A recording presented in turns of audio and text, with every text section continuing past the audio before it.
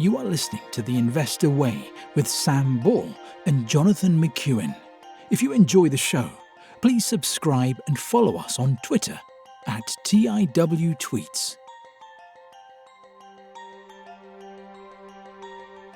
Hello and welcome to The Investor Way with myself, John McEwen, and my co-host Sam Ball. This week on The Investor Way, we have Moonpig, Babcock, Associated British Foods, Sainsbury's, Baltic Classifieds, and our US listed company of the week is Sunbelt Rentals.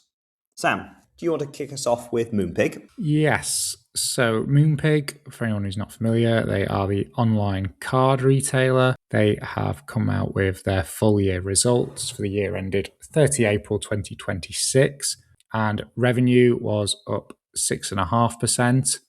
Gross profit was up 4.5%, and the gross profit margin decreased 1.2 percentage points from 59.6 to 58.4%. Adjusted EBITDA was up 8.1%, and the adjusted EBITDA margin was up 0.4% to 28%. Adjusted earnings per share was up 19.5%. The dividend was up 25%, and the free cash flow was up 11.2%. The Moonpig brand itself grew at 8.6%, and Greets, which is the brand in the Netherlands, delivered constant currency revenue growth of 1.5%. Orders growth of 2.1% was driven by active customer growth to 12.3 million, and that's up from 12 million a year ago. AOV growth, which will have been average order value, was 5.7%, driven by trading up to higher priced gifts, including new ranges from Next and Boots, card size format upsell, and UK delivery innovation, including the migration to tracked services. There was continued progress in strengthening the experiences product range, and consistent financial framework has been highlighted, targeting mid to high single-digit percentage annual revenue growth and an adjusted EBITDA margin of 25 to 27%, and it's currently 28%. So they're targeting a lower margin than they've presently got. Okay, so they've said we aim to deliver double-digit percentage growth in adjusted earnings per share alongside continued returns of excess capital to shareholders. In terms of the valuation, the business trades at a P of 14.13 and the dividend yield is 1.45%. However, they are completing buybacks as well, I should mention. So they completed 60 million during the year and they've got an intention to do another 65 million.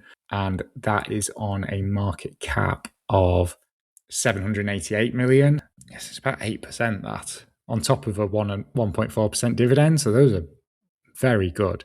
I think in terms of the business, we've covered it before. I think it's a pretty high quality business. A lot of these metrics are moving in the right direction. I do find it slightly odd that they're targeting lower margins than they have now.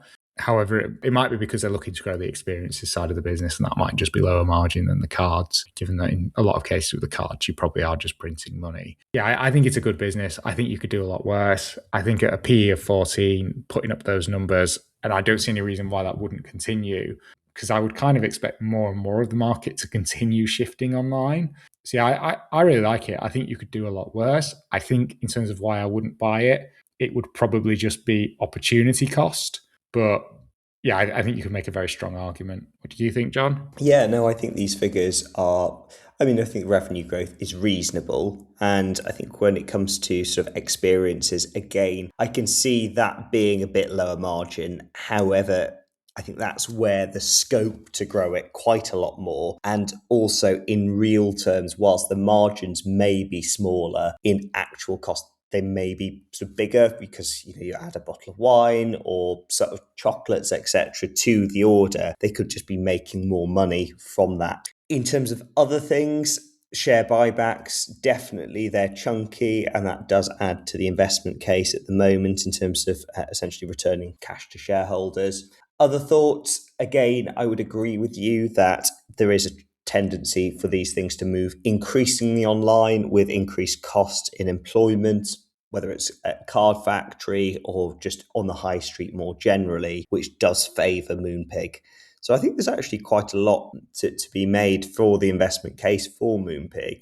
But what would it boil down to? Probably opportunity cost, although it's one to keep on the radar, I would think. Should we move on to Babcock? I don't recall covering them before, but I could be wrong.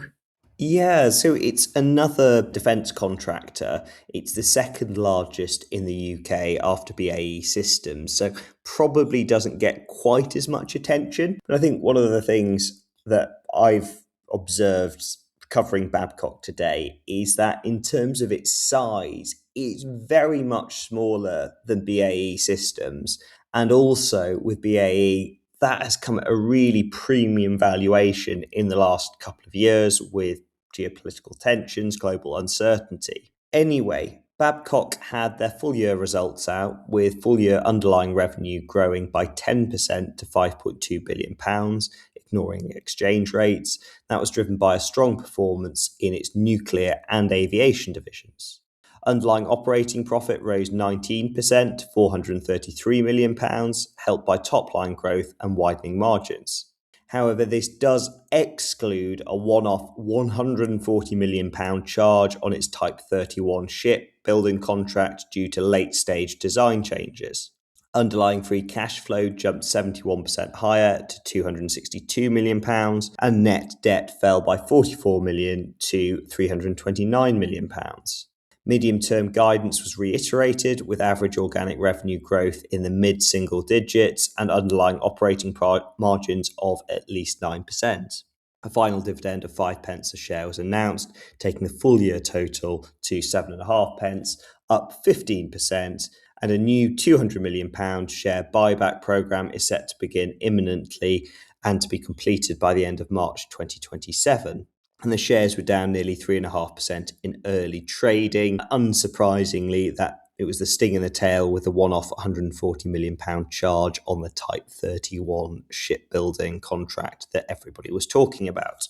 In terms of valuation, the group have a market cap of £5.29 billion and they trade at 16 times forward earnings compared with a 10-year average of 10, and they have a prospective dividend yield of 1.2%. I thought obviously it was disappointing with the charge, but they do have a very strong moat and the barriers to entry are so high with these companies. And currently the numbers look decent and they've got the ongoing sort of services part of the business where they need to service the ships and the nuclear submarines, etc. So I think that is get kind of guaranteed recurring revenue as well as the new projects. In terms of the valuation, it's not cheap at 16 times forward earnings, but you would have thought it's a lot cheaper than BAE has become over the last few years. So I think there is quite a lot to be said. And there isn't, again, as much debt as BAE certainly was carrying previously. And with that sort of geopolitical uncertainty and the sort of instability in the Middle East in particular, and I guess the UK's commitment now to spend more on defence, you would see Babcock being a major beneficiary of that. I'm not sure. I'd have to dig in how much they're doing overseas, and particularly with the US in particular, because I know that with BAE is a major thing. But I certainly wouldn't overlook Babcock. I think it's one that we should be coming back to. Sam, what are your thoughts? I would agree. I mean, the initial reaction is it looks quite a bit cheaper. So it's forward P of 16 compared to about 26 for BAE. I mean, I don't love the underlying operating profit because I don't see why you should exclude that charge, because I think if what you do is design these things and for whatever reason costs have overrun, that's not like, I don't view it the same as kind of stripping out depreciation or interest or something like that. It's part of the normal business. So I don't particularly like that. But then, even if you ignore that, the numbers still look pretty good. Yeah, I think at forward P of 16, I think it looks pretty reasonable compared to BAE. I suppose with BAE, obviously it's bigger. And I guess what you're really paying for is that order book. I don't know what Babcock's order book's like in comparison, but I suspect it's not as good. Yeah. But yeah, I would agree. I think it's definitely worth coming back to. I'm surprised we've gone so long without actually covering it. I would guess it's because neither of us actually knew what it was, I suspect. I didn't know before today anyway. I was aware of it, but I hadn't really been very attracted to it before. I thought it would almost be a worse version of BAE, and I also assumed that it would be loaded up with debt, which actually it has some debt, but not And not an the underfunded pension. Yeah, well, exactly. I suppose I thought of it like, probably worse BAE, Rolls-Royce, BT kind of combined. It was in that sort of category, so it didn't seem to warrant a second look. Whereas actually, it's a bit like Airtel Africa, where it's been a quieter week, and you think, oh, we'll just cover it. Never judge a book by its cover, moral of the story. Absolutely. Okay, Sam, how are ABF doing? They're doing okay. So ABF, Associated British Foods. So they are basically a big kind of grocery and food conglomerate. They've got various high street brands like Kingsmill, Patak's, Jordan's, I think, is one of theirs. It's quite a big list of, if you search Associated British Food brands, you'll see lots that you recognise. And they also have other parts of the business. So they have like a sugar part of the business and a lot more kind of commodity stuff. So they also have an ingredient side of the business and an agriculture side of the business. And what they're most famous for is their retail business, which is basically Primark, which we have covered before in detail. So they have come out with their Q3 trading statement, and revenue was 5.3 billion, which was broadly flat, ignoring exchange rates. Low single-digit growth across the retail, grocery, and ingredients businesses was offset by sharper declines in smaller sugar and agriculture businesses. Revenue rose 3% for Primark to 2.9 billion, and that was driven entirely by new store openings. On a like-for-like basis for Primark, revenue was down 2.2% due to a challenging retail environment across most of its markets, particularly in Europe. Previously downgraded full-year guidance was reiterated, with ABF expecting underlying operating profit to land below last year's level of 1.7 billion. And within that, the sugar business is now expected to post an underlying operating loss of between 25 and 60 million due to continued oversupply in Europe and higher gas prices due to the Middle East conflict. The shares fell 2.5% in early trading, and currently Primark's gaining market share following marketing investments and more of a focus on affordable fashion, which I don't fully understand because I think that was their entire focus previously. But anyway, and new stores are expected to contribute 4 to 5% in annual sales growth for the foreseeable future, which again, I think we have covered before, but the new store openings in America, it's been a very cautious approach, but one that seems to be going quite well. In terms of the valuation, the business now trades at a forward PE of 12.1, and that compares to a 10-year average of 15.6, and the prospective yield is 3.1%, and the 10-year average is 2.4%. I think this was okay. We've always known and commented that it's a very diversified business, and not all parts of the business will perform well at the same time. Now, for me, that's something that I think makes it more attractive, but I can also see why they are actively looking and planning to spin out Primark, because it does sometimes end up with the other parts of the business dragging it down, and you wonder what kind of multiple it might trade at on its own. I suspect it might be a bit higher than 12. Is it enough to justify splitting it out?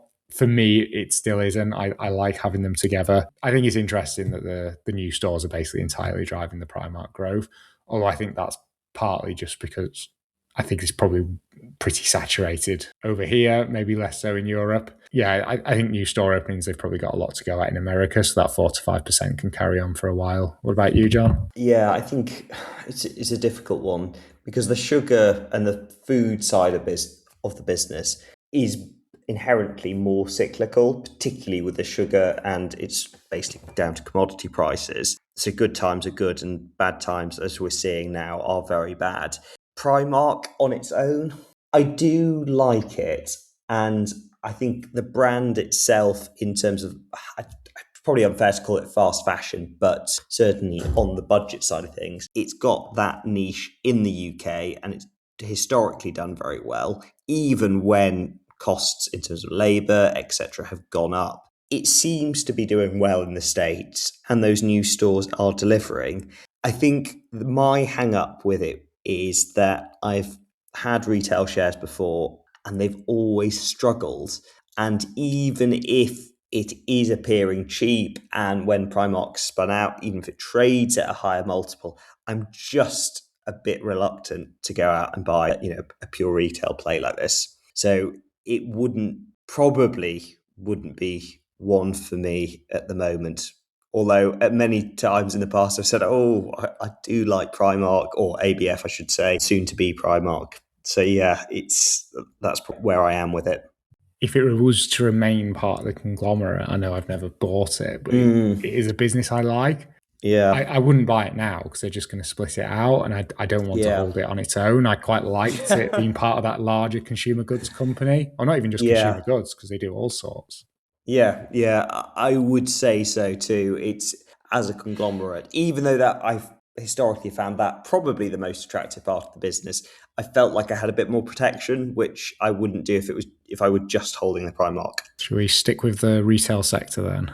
Yes, so moving on to another business, which is Sainsbury's. We've covered it quite a few times now, and in terms of size, I'll have to double check this. I think it's now number 3, but I will need to double check. Tesco by far and away the biggest, and then you've got Morrison's and Asda, which are both private now. It's one that has been undergoing a turnaround for a few years, and I think the turnaround essentially is going well. They had their Q1 trading update out with first quarter sales up 2.7% to £9.2 billion, excluding fuel, which was in line with market expectations. And growth was driven entirely by a 3.6% uplift in grocery sales as the group gained market share from competitors. General merchandise and clothing sales declined 3.7% against 1.3% that was expected in the period, and that was due to softening clothing market and reduced in-store space allocation in favour of groceries. Argos sales fell 0.5% against the 3.7% expected, and an uplift in home and toys and fan sales partly offset an unfavourable shift in product mix towards lower priced items. Full year guidance was maintained, with underlying operating profit expected to land between 975 and 1.07 billion. Free retail cash flows are still expected to exceed £500 million, and the shares were up around 1% in early trading. In terms of valuation, the group trade at 12.9 times forward earnings with a dividend yield of 4.6%, and in terms of valuation, the group have a market cap of £7.4 billion and trade at 12.9 times forward earnings with a yield of 4.6%. I thought these results were pretty good, particularly when you look at the grocery, and 3.6% actually it might sound modest, but compared with best in the business, which was Tesco, these were significantly better. And also they are taking market share. That's continuing. And given that Tesco's are still gaining modestly market share and by far away are the biggest with 28%, this is coming from Asda and Morrison's, which again is really encouraging and showing that the turnaround is going well. In terms of the valuation, it's significantly cheaper than Tesco, which is more 15 to 16 times forward earnings, so 12.9 times. Yes, Tesco's is best in class, certainly in my opinion, but I think there is room to go with this, and you'd expect that eventually to be reflected in the share price.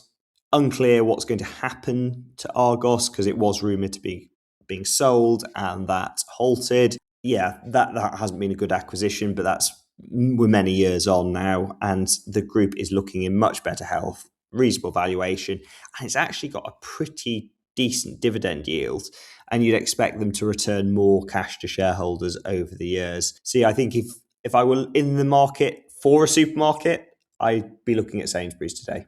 Sam, what are your thoughts? I would agree, but with the caveat, I would also take quite a serious look at M&S, which I think we covered fairly recently. But like you said, I think it's really interesting. Tesco and Sainsbury's both taking market share.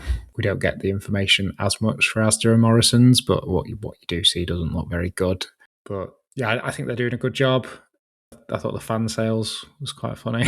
But yes. But yeah, I think as we've discussed before, Tesco is the better business, but I think on valuation at the moment, I think I'd rather have Sainsbury's because they are similar enough. Okay then. Well, Baltic Classifieds, it's been a while since we covered them. Yes. So for those who aren't familiar, they are the Rightmove, the Auto Trader, the Indeed, and the Craigslist of the Baltic countries all combined into one company, which is listed in London. So Baltic Classifieds, they have come out with full year results for the year ended 30 April 2026. And all these figures will be in euros.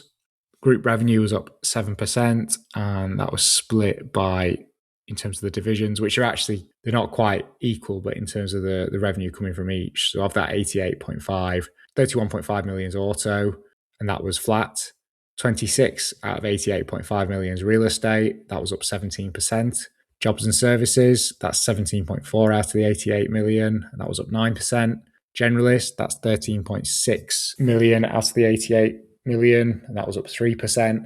So yeah, it's quite nicely diversified between those divisions. Operating cost, that was up 8% as well. So the operating costs are up a bit, pretty much in line with revenue though. The EBITDA was up 7%, and the EBITDA margin was flat at 78%. It's not quite the same as operating profit, but that's not a dissimilar margin to Rightmove.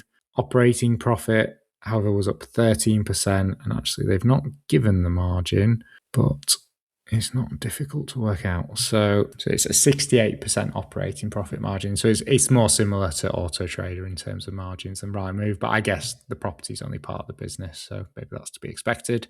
And the profit was up 14%. Basic earnings per share was up 16%. Adjusted basic earnings per share was up 9%.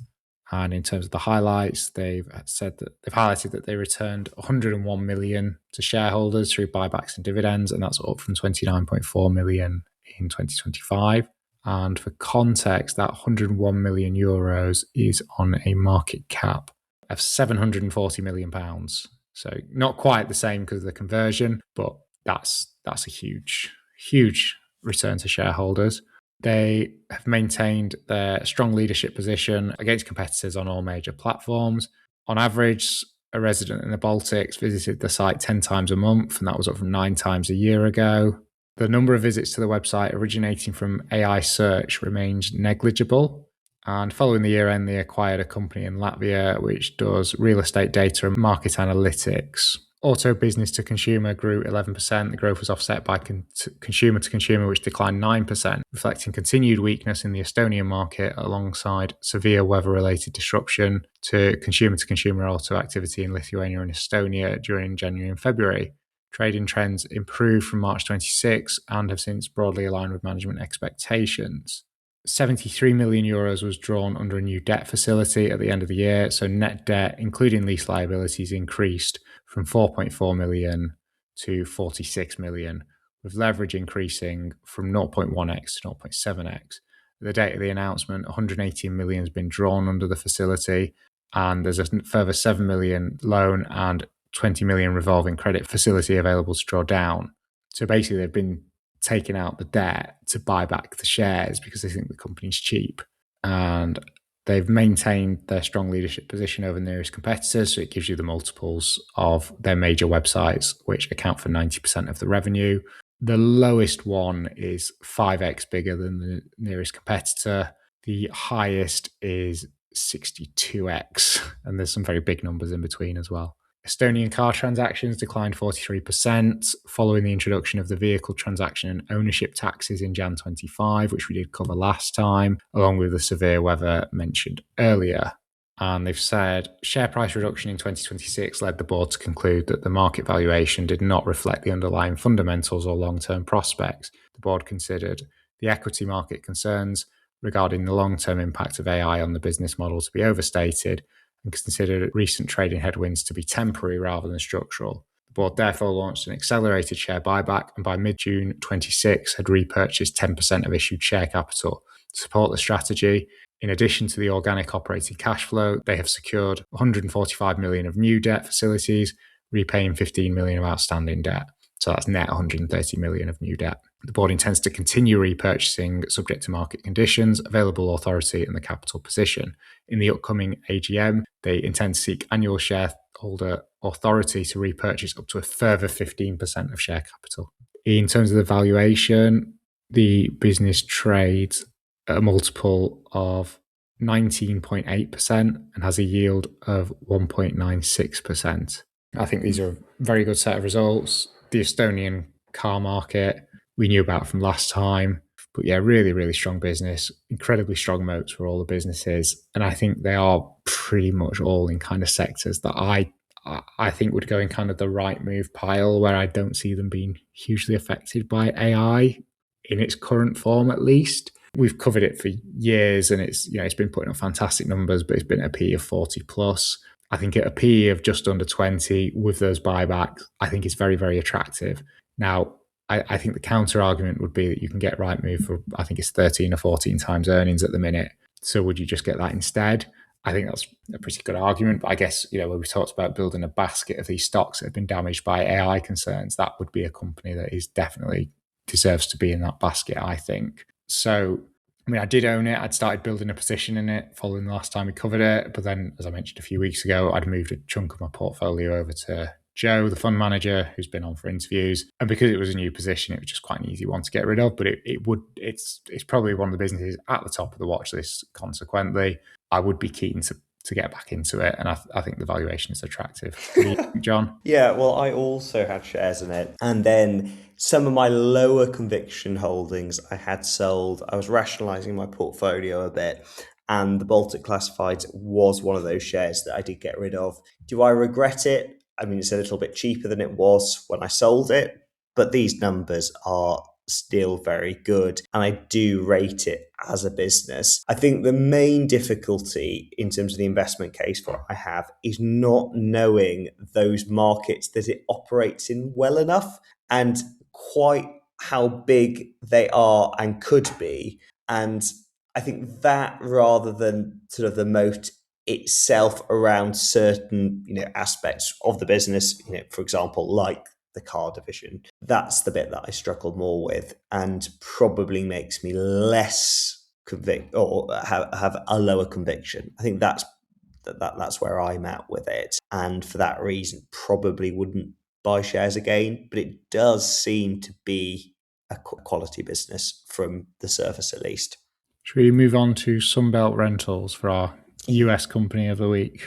Yes, that's right. So we have covered Sunbelt a few times on the show before. They had their Q4 results out, which were largely positive. Fourth quarter revenue grew by 8.9% to $2.8 billion, largely driven by rental revenue growth of 8%.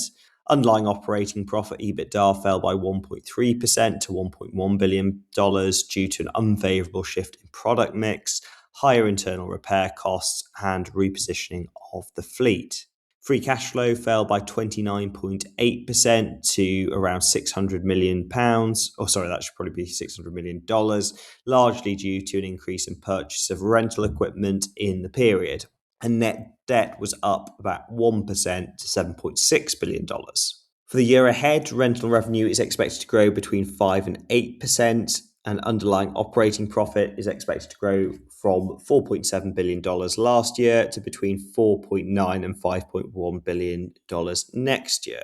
And a final dividend of 75 cents a share was announced, taking the full year total to 1.125, up 4%. And the shares were down nearly 10% on the day. In terms of the valuation, the group have a market cap of £21 billion and they trade at 19 times forward earnings with a dividend yield of 1.5%. It's interesting with this company, obviously the top line up, nearly 9%, and where it's fallen down has been largely that sort of capital intensive nature of the business and some of the product mix, servicing, new equipment, that's been dragging it. And you really, I suppose with Sunbelt, have to look at it more on the macro scale and some of the mega projects that are happening. Its major market is in the US, and it's really, if you have big infrastructure project, government spending, is when Sunbelt do really well. And if those things are not happening, if there's any sort of economic downturn, it is hit badly. And I think for that reason, it's not one that I would be interested in. That cyclical nature does really put me off, as well as the high capital expenditure that's required. So yeah, at any price, I think I would be reluctant, and certainly at 19 times forward earnings, I think is expensive. So yeah, I would be staying away, but I can see why people may take a punt on it in terms of that sort of cyclical. And if you think that we're at a low point in the cycle and actually there is a major construction boom or infrastructure project that is coming down the line, Sunbelt is likely to be a major beneficiary there. And you do notice that, not that we're building a huge amount in the UK, but if you ever see any roadworks or building sites, there's often a Sunbelt sticker on the equipment. Sam, what are your thoughts?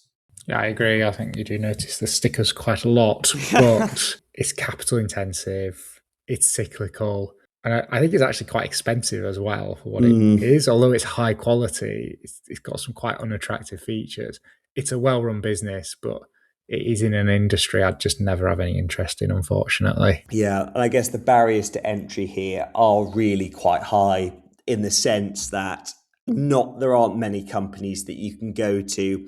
For example, in the UK, for our UK listeners, like a project like HS2, when you need a huge quantity of equipment to work on site, there aren't many small independent contractors that can compete with Sunbelt. No, purely to build that fleet up, it's just a huge barrier to entry. But then again, even when you have that, it does hit your bottom line when you have to replenish it and you have to service it, etc., etc. Yeah. So of the 6 businesses then, Moonpig, Babcock, Associated British Foods, Sainsbury's, Baltic Classifieds Group, and Sunbelt Rentals, which do you like the most and which do you like the least? Oh, it's a tricky one, actually. I mean, I can't really say that I like Baltic when I have sold it, although I do miss it a little bit. Of those ones, though, I would probably go for Moonpig, actually. I think the valuation is reasonable, and I think with the economic situation in the UK and higher costs of employment, I do see that Moonpig being more of a beneficiary for that. And at that valuation, it is attractive. I think also, and we didn't talk about it this time, but it's quite a sticky business. You send a few cards on there, it's got family members, friends, etc's birthdays in the system, and it will prompt you to come back when it's time to order their card for next year. Or if you weren't going to send a Christmas card, send a Christmas card, Easter, birthday, whatever it might be. So yeah, I think Moonpig would be my top pick. And last, it'd probably be Sunbelt, which isn't a terrible last this week. I would agree. I think it's quite a strong lineup. My first choice would be Baltic. I know I've sold it, but I'd be pretty close to buying it back. And it wasn't for reasons to do with the company that I did sell it. I think last would also be Sunbelt. It's just in an uninvestable industry. I think it's a good business, so it's just quite unlucky to have gone up against 5 other good businesses. Well, on that note, thank you very much for listening, and we'll see you again next week. See you next week. Thank you for listening to The Investor Way. To get in touch, please follow us on Twitter at @TIWTweets. This podcast is for entertainment purposes only and does not constitute financial advice. Neither Sam nor Jonathan are financial advisors. For investment advice, please consult professional advisors.